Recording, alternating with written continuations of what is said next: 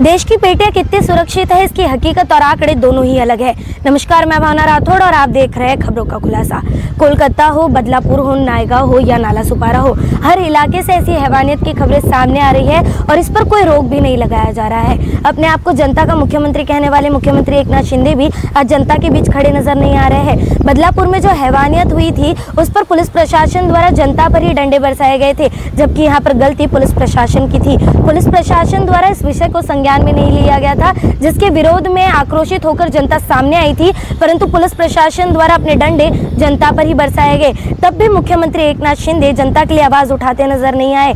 ऐसा ही कुछ हाल कोलकाता में भी हुआ था। ऐसी हैवानियत कोलकाता में भी हुई थी। इसी पर जनता आक्रोशित होकर सामने आई थी और विरोध करती नजर आई थी, जिसका सैलाब अब जगह जगह पर विरोध प्रदर्शन और आंदोलन के तौर पर दिखाई दे रहा है। परंतु क्या यह सब कुछ करने से उन लड़कियों को, उन बच्चियों को न्याय मिलेगा? क्या यह सब कुछ करने से हमारी न्याय प्रणाली पर कोई फर्क पड़ेगा? क्या इससे देश के कानून बदले जाएंगे या फिर ऐसी हैवानियत उभरती जाएगी? सोशल मीडिया हो या आमतौर से ऐसी हैवानियतों पर जनता के साथ में जब सवाल किए जाते हैं तो जनता का यही कहना होता है कि ऐसे हैवानों को मौत दे देनी चाहिए। जी हाँ, कुछ लोगों की मांग है कि इन लोगों को जिंदा जला देना चाहिए, कुछ लोगों की मांग है कि इन्हें फांसी पर लटका देना चाहिए, कुछ लोगों की मांग है कि इनके जगह पर ही एनकाउंटर कर देना चाहिए। पर क्या ऐसी मांगों पर गौर किया जाएगा? विरार में जिस रिसोर्ट पर तोड़क कार्रवाई हुई थी उससे तो आप सब वाकिफ थे। उसके बाद में यह खबर सामने आई कि मुख्यमंत्री एकनाथ शिंदे जी के पास में गलत जानकारी पहुंची थी। जब एक गलत जानकारी पर मुख्यमंत्री एकनाथ शिंदे द्वारा ऐसा निर्णय लिया जा सकता है, एक रात में एक परिवार पर कहर बरसाकर अगले दिन उनके रिसोर्ट पर तोड़क कार्रवाई की जा सकती है, तो ऐसी हैवानियतों पर, ऐसे हैवानों के लिए क्यों कोई निर्णय नहीं लिए जा रहे? मुख्यमंत्री एकनाथ शिंदे द्वारा लाड़की बहन योजना निकाली गई है, जिससे आप सब वाकिफ है। इससे यह घोषित किया गया है कि मुख्यमंत्री एकनाथ शिंदे ने देश की बहु बेटियों को अपनी बहन घोषित कर दिया गया है।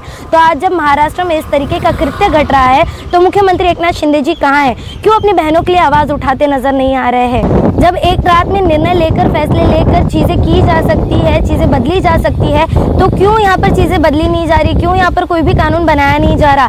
अब यहाँ पर कुछ लोग होंगे जो कहेंगे कि कानून इस तरीके से बदले नहीं जा सकते, तो उन लोगों को बताते चलते हैं कि निर्भया केस हम सबके जहन में है। इस तरीके का हादसा पहली बार इस देश में नहीं हुआ है। इससे पहले भी कई बार ऐसे कई कृत्य घट चुके हैं और ऐसे कई हादसे हो चुके हैं, परंतु हमारे देश में इस पर कोई भी कड़ा कानून बनाया नहीं गया है। और रही कानून को बदलने की बात, तो कई कानून ऐसे हैं जो देश में बदले गए हैं, जिसमें 3 तलाक हो गया, भारत की जनता की सुरक्षा को लेकर कानून हो गया, कई कानून बदले गए हैं, परंतु स्त्री की सुरक्षा को लेकर यहाँ पर कोई भी कानून अब तक बनाया नहीं गया है। जी हाँ, कई कानून है, पर ऐसी हैवानियत होने के बाद में उन हैवानों को क्या सजा देनी चाहिए, इस पर कोई भी कानून अब तक बनाया नहीं गया है।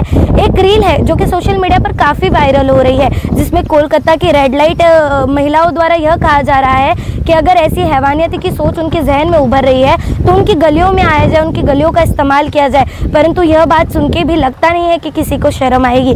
यहाँ पर कई पार्टियों द्वारा और कई कंटेंट क्रिएटर द्वारा इस विषय पर, इस गर्म विषय पर अपने हाथ सेके जा रहे हैं, परंतु यहाँ पर बदलाव की किरण नजर नहीं आ रही है। जी हाँ, ऐसा हम इसलिए कह रहे हैं क्योंकि साफ और सरल भाषा में अगर कहे तो साफ तौर पर यह कहा जा सकता है कि इस देश में हैवानियत उभर रही है, जिसका समाधान दूर दूर तक नजर नहीं आ रहा है। हम उम्मीद करते हैं कि हमारा यह मुद्दा मुख्यमंत्री एकनाथ शिंदे तक पहुंचे, हमारी न्याय प्रणाली तक पहुंचे, ताकि ऐसी हैवानियत पर, ऐसे हैवानों के लिए कोई कड़ा कानून बनाया जाए, उन्हें ऐसी सजा दी जाए जिससे ऐसे हैवानों की रूह कांप जाए और जिस परिवार पर बीती है और बाकी आम देश की जो जनता है उनके कलेजे को ठंडक पहुंचे। बहरहाल आज की इस पूरी खबर में इतना ही। खबरों का खुलासा से कैमरा पर्सन प्रतीक्षा के साथ में भावना राठौड़ की एक रिपोर्ट। ऐसी और खबरें देखने के लिए बने रहे हमारे साथ और सब्सक्राइब करें खबरों का खुलासा, सच की परख हमसे।